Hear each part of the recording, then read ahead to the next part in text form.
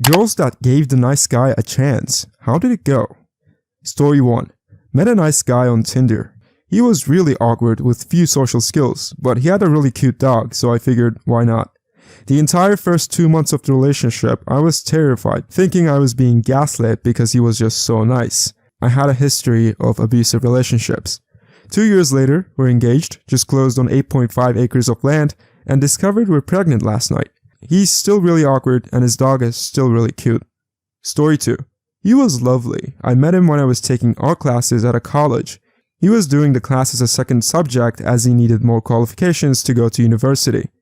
We had a really lovely first year together. I met his family, and they were also really nice people. Until he failed the exam, and I didn't. When he got his results at the same time as me, he went ballistic and said in anger, "Why do I always have to settle for second choice?" And I said that's not true, but I didn't get time to finish what I was going to say.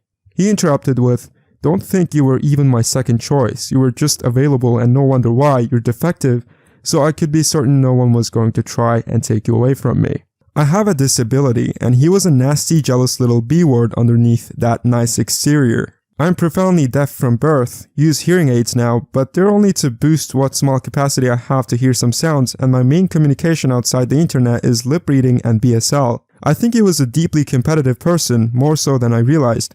It was hidden from me for a year because he didn't regard me in any way as competition. He was only doing the art classes for the qualification to add to those he needed for his chosen subject. Then suddenly he failed, and I, of all people, passed. Perhaps to him I went in that instant from girlfriend, disabled, passive, and no threat to his self-esteem, to winner of the exam race and total threat. Anyway, it taught me something about how deceptive people can be, and a bit about attitudes to disability, and a bit about relationships. He went off to university. It wasn't his first choice of uni, but then he didn't have the grades for that. Story 3. Firstly, a genuine nice guy is different than a guy who walks around feeling entitled to women's attention. I met a genuinely nice guy 13 years ago when we were both in the same post-secondary course. He liked cats, board games, loved his family, wanted kids one day, liked to cook, etc, etc. Found out later he was often friend-zoned by women he had an interest in, and was okay with that. In fact, he expected that we would always only be friends. We've been together for all 13 of those years, married for 7 and have a kid and 4 cats. We are both each other's best friends. Story 4. I knew him for a year before I thought I should give him a chance. Turns out he deliberately never mentioned the fact that he had 2 kids because he knew I didn't want kids of my own, and he figured there was no way I'd date him if he was honest. I found out because we went back to his apartment. He insisted we sleep on the couch, which was bizarre, but I was too tired to get into it at that point because it was like 3 a.m. And the next morning we were woken up by his 4 and 10-year-old children. Turns out he left them alone all night to meet me at a bar, and we had to sleep on the couch because his daughter was asleep in his bed. Anyway, that's when he revealed his whole plan, and I've never been so mad in my life. Partly at the fact that he thought he could con me into dating him, but also, what the F? His kids deserved so much better than him as their father. It's been probably almost 15 years and I'm still kind of mad about it. Story 5. He seemed great. We hit it off and worked through some early issues. He ignored me for days at a time to play video games with his friends. Not even a text of hello or sorry I'm busy. His mom was diagnosed with cancer about a year in, and I moved in with him so I could spend as much time as possible with her and support him as she was terminal. 8 months after she passed away, a friend of mine found his profile on the dating app we met on, currently active with a paid subscription, same exact profile I met him with. When confronted, he said he was just trying to make friends, and I couldn't count it as cheating because nobody ever messaged him back. We tried to work things out, but he was found a month later on the same dating site by the same friend. I wish I could say that was the end, but I gave him another chance. Over the next year, he became the most hateful, miserable man I've ever met, and I could no longer mentally handle it. I moved out. Story 6. Long ago, in the time of myths and legends, when ancient heroes still roamed the earth and before Atlantis was pulled into the sea, I was the nice guy. I was the nice guy who was 100 pounds overweight, who wore hiking boots to his suburban school and paired them with cargo shorts and heavy jackets. I was the nice guy who had no social skills because I spent all my time alone watching anime and reading Dragonlance. It's important for me to speak out to anybody reading this thread who may be wishing the same thing that I did, that a girl would just give me a chance. That's not how it works. That's not how it's ever worked, nor how it will ever work. And the sooner you realize that, the sooner you can start taking steps toward having a normal social life. If you're anything like I was, you fill in your lack of real-life social skills with the social interactions you absorb from fiction.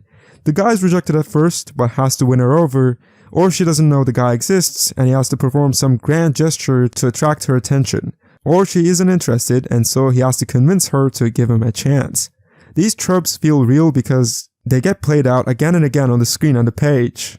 But they're just like the trope of a lone master swordsman who defeats a seething horde of foes with nothing but raw skill and a bamboo reed. In real life, we know that he'd just be mobbed in seconds and get shanked in the kidney by some stupid goblin, but we love the drama of it, so we give it a pass.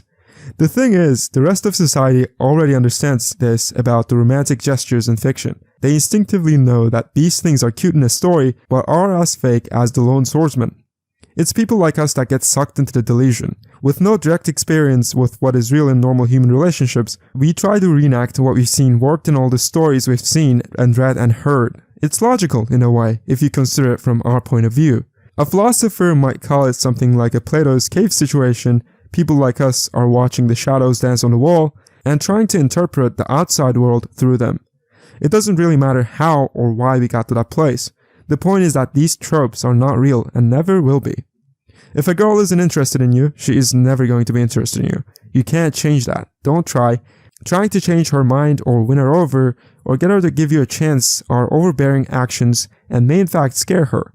It's not normal and it's not okay. Story 6. So my boyfriend was a 22-year-old V-card holder, shy AF, like could barely make eye contact. He's a total sweetheart, an actual nice human being. He wasn't bitter or hateful. I was a bit flaky in the beginning because I was going through some stuff. He never got annoyed or pissed at me for changing plans and was always easy to be around. He wasn't a nice guy. He was a genuinely nice guy. Story 7. He told everybody I was his girlfriend. I wasn't. We were just seeing each other a little bit. Tried to strangle me with a necklace after I asked him not to buy me one. He broke my favorite necklace. Pulled a knife on me. Blew my phone up for 4 hours some days so that I couldn't even use it. Would show up places I was at without telling him. Would harm himself or do hard drugs whenever I tried to stop talking to him. Then sent everybody we knew a picture of my booty after I finally cut things off and filed a police report against him. So my dad beat him up in broad daylight and then he finally backed off. Story 8. It went really well at first, until like 1 week into the relationship. He kept saying how much he loves me and how he can't wait to move in together and wouldn't let me hang around my other male friends. He wouldn't stop texting me and would never leave my side. It got really annoying, but he didn't stop until I broke up with him. Called me a fat B-word where no one could love, and he's happy that I used to harm myself and said that I should start again. That was very much a fun relationship. Story 9. Not me, and I'm not a girl, but I had a friend who gave a nice guy a chance. They got married and it went downhill in less than a year. The dude had some major self-esteem issues and sought validation from other women even in marriage. He got caught talking to other women on Facebook, Tinder, etc. and claimed it was like therapy for his self-esteem issues. The kicker was that we all worked at the same place in different departments. It was like being backstage at the Maury show. Story 10. Basically kidnapped and kept in a basement for 24 hours. Repeatedly assaulted. Told he had a vision that I was supposed to be one of his wives, and if I didn't marry him, he'd just tell everyone I seduced him and was lying about it. I let him think we were engaged until my out-of-state school transfer was accepted. Then I bought a plane ticket and disappeared. This is a horrible thread. Where are the happy stories? Story 11. I dated a nice guy before I knew what nice guys were, and it was definitely an experience. He took one of my pictures that I had up on MySpace, showing my age here, and made a background for his MySpace out of it. Like, if you went to his profile, it was a tiled background of that photo and it was creepy. He was clingy AF every time we were out in public, which wasn't often, thank God. I'd only just gotten my driver's license and my parents hadn't completely let me go wherever I wanted. I went to his house one day after school. My mom had gotten tickets to go see a movie, maybe Lord of the Rings or Harry Potter, and said I had to be home by a specific time. This dude was saying typical nice guy things and he's like, hey, let's play this game. It's called Are You Comfortable? And it goes like this. I'm gonna put my hand on your leg and you tell me when you're uncomfortable. And he just like put his hand on my thigh super close to my organ, and I was like, dude, I'm uncomfortable already. And he started doing the, oh, come on, it's not that bad, I won't do anything. But he got more and more aggressive about it. And my mom called me and she's like, hey, where are you? You're gonna be late. And I was like, oh yeah, sorry, I didn't look at the time. And I ran out of that house. I was trying to break up with him after that, and he kept saying weird things like, have you ordered when we were hanging out? Like, what? No. When I finally did break up with him, he started threatening to end himself, changed his stupid name on MySpace to some weird emo crap. His whole profile was black, and I ended up getting called to the guidance counselor's office and asked about it. And I was like, guys, I just broke up with him, he's psychotic. I tried looking him up a while ago. He's apparently an Eagle Scout now, so I guess he's got that going for him. Story 12. He was emotionally unavailable, literally valued material objects over human life to an extreme, openly told me he loved his car more than me, he hated animals, he hit my sister for using his toothpaste, and that was the end of that. Story 13. A day or two in, he started talking about how I was going to marry him, be a stay-at-home mom, have as many kids as I could physically produce, and how isolated I would be. He never asked my opinions, that's directly against my life plan and always has been, and was determined to go through with it, with only details being my choice. Thankfully got out unscathed, but what the heck. Story 14. So bad. About 3 months in, he asked me for advice on some selfies he took. Ick, but whatever. I chose one. He never posted it to his Instagram, but I thought nothing of it. 2 weeks later, my friend sent me a screenshot of a Tinder profile and said, isn't this the guy you've been dating? It was him, and he'd used the picture I chose as his main picture. Story 15. Not well. We were high school sweethearts and both had low self-esteem. He had the typical, girls only go for tattooed bad boys and never give the nice guys a chance battle cry. He asked me on a date, so I gave him a chance. At first, I really was madly in love with him. We eloped when I was 18. I thought it would be my fairy tale that we would live happily ever after, and boy was I wrong. At first, he wouldn't let me have a job. He claimed he was scared something would happen to me while I was at work, or out in the city we lived in. He was military right out of high school. So I didn't work and stayed home basically 24/7 unless he took me somewhere. When he got out, we moved back to our hometown, and he still wanted me to stay home until he realized we couldn't afford a place without another income. Only then did he ask me to get a job. And so we bought a house. He isolated me from my friends and family and discouraged me talking to anyone except his parents. It was harder for him to keep me away from people when we moved back home, so he resorted to trash talking everyone at every opportunity. So I kept my distance from people as much as I felt I could to prove to him that I loved him. He also routinely accused me of cheating or of wanting to cheat. If I so much as mentioned another man, whether a friend or coworker or customer at my job, he'd say something like, he probably wants to get with you, or you probably want to get with him. So it kept me jumping through hoops to prove my faithfulness. Meanwhile, he used coercion to get intercourse out of me for himself. He treated it as a transaction. I did the dishes after I cooked you dinner, so do the thing. And as I had been so young when we got married, I thought this was just normal intercourse in a marriage. After so many years of this, my self-esteem was an extremely low point. An opportunity arose for me to actually cheat, so I took it. At the time, I figured I was being treated like a cheater already anyway, so I might as well have the fun of actually doing it. I told on myself, we separated for a while, and he made me tell everyone we knew that I cheated, and that was why we were separating. I moved out of the house and stayed with my parents. Once I was good and humiliated in front of everyone we knew, he cried and begged me to come back. Promised the world. He would have kids, he was so sorry, he loved me, our love could conquer everything, etc. I thought at this point that I was lucky to have him take me back because I was such a scummy piece of gutter trash and he was the only one who would treat me good. I know now that the cheating was wrong and I own that. I should have left then, but I didn't. I went back. I thought things would get better, but they only got worse. One night, a friend he actually somewhat approved of asked me to have a couple of drinks with her at a bar near our homes, within walking distance. Said bar did not have cell reception, being down the hill a little bit, and he knew this full well as we went there a lot with this friend and her husband.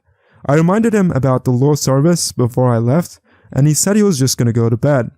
I anxiously checked my phone the whole time, but no messages came. My phone was showing a single shaky bar. After a while, he came storming into the bar with bloodshot eyes, demanding to know why I was ignoring him, and why I hadn't come home.